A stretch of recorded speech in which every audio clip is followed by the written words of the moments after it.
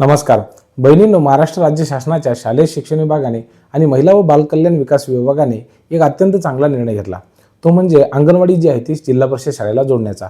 ती मीटिंग झाली आणि त्या मीटिंग नंतर आदितीताई तटकरे यांनी अंगणवाडी सेविकाताई आणि मदतनीसताई यांच्या संदर्भामध्ये नेमकं काय म्हणण्यात आलेलं होतं, त्यांनी बैठकीमध्ये कोणते निर्देश दिलेले आहेत, अंगणवाडी सेविकाताई आणि मदतनीसताई यांना कोणत्या नेमका सुविधा भेटू शकतात याबद्दल स्वतः आदितीताई काय म्हणाले आहेत, त्यांनी अधिकाऱ्यांना कोणत्या सूचना आणि आदेश दिलेले आहेत आणि या संदर्भामध्ये आयुक्त कार्यालयाने नेमकं काय म्हटलेलं आहे या संदर्भामध्ये सविस्तर माहिती देणार आहे हा व्हिडिओ आपण बघत आहात।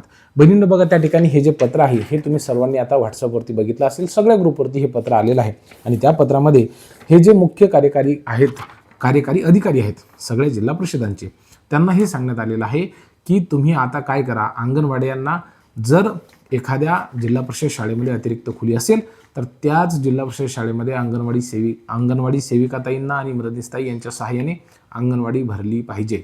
ठीक आहे, असे स्पष्ट निर्देश दिलेत आणि फक्त निर्देश दिले नाहीत तर त्यांनी असं सांगितलं की तुम्ही या गोष्टीचा अहवाल सुद्धा सादर करा। म्हणजे जिल्हा परिषद शाळा आहे, त्या ठिकाणी खोली आहे आणि त्या ठिकाणी सुविधा आहेत, तर ती चांगली असलेली खोली जी अतिशय चांगल्या परिस्थितीमध्ये आहे ती अंगणवाडी साठी द्यायची आहे आणि मग त्या ठिकाणी अंगणवाडी सेविकाताईंना मदतनीसताईंना माननीय मुख्याध्यापक महोदय असतील, सर्व शिक्षक महोदय असतील, हे सुद्धा त्या ठिकाणी मदत करणार आहेत। त्यामुळे त्यांची सुद्धा मदत या ठिकाणी अंगणवाडी सेविकाताईंना मदतनीसताईंना या ठिकाणी होणार आहे। अंगणवाडी जिल्हा परिषद शाळेला जोडण्याचा निर्णय मागच्या वर्षी झालेला होता। अंगणवाडी सेविकाताईंना त्या संदर्भामध्ये प्रशिक्षण सुद्धा देण्यात आलेलं होतं, परंतु त्यानंतर जे आहेत फारशा घडामोडी झालेल्या नव्हत्या। आता मात्र त्या ठिकाणी प्रचंड अशा घडामोडी झाल्यात, कारण की कंबाईन बैठकच त्या ठिकाणी झालेली होती। म्हणजे कोणाची? शालेय शिक्षण विभागाची। दादा भुसे साहेब जे महाराष्ट्राचे शालेय शिक्षण मंत्री आहेत आणि आदितीताई तटकरे ज्या महिला व बालकल्याण विकास विभागाच्या मंत्री आहेत। म्हणजे अंगणवाडी सेविकांचा संपर्क त्यांच्यासोबत येतो, जिल्हा परिषद शाळांचा संपर्क हा दादा भुसे साहेब जे महाराष्ट्राचे शालेय शिक्षण मंत्री त्यांच्यासोबत येतो आणि त्यांची सामूहिक बैठक झाली। लक्षात घ्या, दोन्ही विभागांची सामूहिक बैठक झाली आणि या बैठकीमध्ये असा निर्णय घेण्यात आलेला होता की आता अंगणवाडी आणि जिल्हा परिषदांच्या शाळा ह्या सोबत असल्या पाहिजेत। का? कारण की नवीन शैक्षणिक धोरणच तसं सांगत आहे। काय सांगत आहे की पूर्व प्राथमिक शिक्षण आणि शालेय शिक्षण हे सोबत झालं पाहिजे।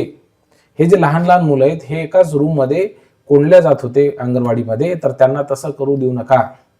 त्यांना सुद्धा मोकळा परिसर खेळण्यासाठी असला पाहिजे। ज्या पद्धतीनं जिल्हा परिषद शाळेमधले विद्यार्थी प्रतिज्ञा म्हणतात, राष्ट्रगीत म्हणतात, त्या ठिकाणी सगळ्याच्या सगळ्या कवायती करतात, शनिवार रविवारी असेल तर त्यांना आनंददायी शिक्षण मिळतं, बरोबर आहे की नाही? ह्या सगळ्या गोष्टी, ह्या सगळ्या सुविधा, त्यांना चांगल्या पद्धतीचं पोषण आहार सुद्धा मिळतो। किती चांगला असतो तो? मग तशाच पद्धतीने पोषण आहाराच्या गोष्टी असतील, कवायतीच्या गोष्टी असतील आणि सोबतच शाळेमध्ये जे विविध उपक्रम राबवले जातात त्या उपक्रमांचा फायदा अंगणवाडीमध्ये सुद्धा व्हायला पाहिजेत आणि ते सामूहिकरित्या होतं, कोलॅबरेशनमध्ये होतं, कॉम्बिनेशनमध्ये होतं, एकमेकांच्या सहकार्याने होतं आणि अंगणवाडी सेविकाताई मदतनीसताईंना त्या ठिकाणी शिक्षकांचं मार्गदर्शन देखील मिळतं। ही किती महत्त्वाची गोष्ट आहे, किती चांगली गोष्ट ही आहे आणि त्यामुळं अंगणवाडी सेविकाताईंच्या डोक्यावरचा जो ताण आहे ना थोडासा का होईना कमी होणार आहे। का? कारण की ही जी मोठी मुलं आहेत ती कशी राहतात, कशी वागतात, त्याच्याकडे बघून ही लहान मुलंसुद्धा खूप छान पद्धतीने राहू शकतात, त्यांनासुद्धा शाळेमध्ये जायला आवडू शकतं। हे विद्यार्थी ज्यावेळेला गणवेशामध्ये दिसतात तर ह्याही विद्यार्थ्यांना छान वाटेल की बघा माझी शाळा किती मोठी आहे, माझा परिसर किती मोठा आहे, माझी शाळा किती सजलेली आहे, धजलेली आहे, त्या ठिकाणी इतके लोक असतात नाही का। आणि अनेक वेळेला असं होतं की आपली अंगणवाडी सेविकाताई मदतनीसताई तिलाही फार टेन्शन यायला लागतं, एकच बंदिस्त रूम आणि त्या रूममध्ये हे सगळं मुलांना घेऊन बसायचं, दिवसभर पालकांशी सुद्धा बोलायचं, मग त्यांना सुद्धा अडचणी निर्माण होतात। परंतु असं जर वातावरण असेल, खेळीमेळीचं वातावरण असेल तर निश्चितच या वातावरणाचा अंगणवाडी सेविकाताई मदतनीसताईंना सुद्धा फायदा होऊ शकतो आणि एकंदरीत त्यांच्या मानसिकतेवरती देखील त्याचा परिणाम होऊ शकतो। आणि म्हणून आदितीताईंनी त्या ठिकाणी स्पष्ट सांगितलेलं आहे की होय, आम्ही अंगणवाडी सेविकाताईंना, मदतनीसताईंना आणि अंगणवाडीमध्ये येणाऱ्या सगळ्या विद्यार्थ्यांना ज्या पद्धतीनं जिल्हा परिषद शाळेच्या विद्यार्थ्यांना सगळ्या त्या ठिकाणी सवलती मिळतात, सगळ्या बाबी वापरायला मिळतात, मोठं प्रांगण असतं, पिण्याच्या पाण्याची चांगली सुविधा असते, एक वेगळं किचन शेड असतं, तशाच पद्धतीच्या सुविधा आम्ही अंगणवाडी सेविकाताईंना सुद्धा निश्चित देऊ। त्यासाठी जो काही निधी खर्च करण्याची आवश्यकता महिला व बालकल्याण विकास विभागाला लागेल तो सुद्धा आम्ही खर्च करू। आणि त्यांनी आयुक्तालयाला सुद्धा सांगितलं की हे बघा, या संदर्भामध्ये जे काही दिशानिर्देश आहेत ते तुम्ही तातडीनं द्या, आणि म्हणून तुम्ही बघितलं असेल की 14 तारखेला त्या ठिकाणी मीटिंग झाली आणि लगेच पत्र जे आहे ते सगळीकडे निघालेत आणि त्या पत्राचा अर्थ आता सगळीकडे निघणं सुरू आहे. आणि एवढंच नाही, फक्त पत्र काढलं आणि तिथे थांबले असं नाहीत, ह्या पत्राचा पाठपुरावा सुद्धा त्यांनी केलेला आहे.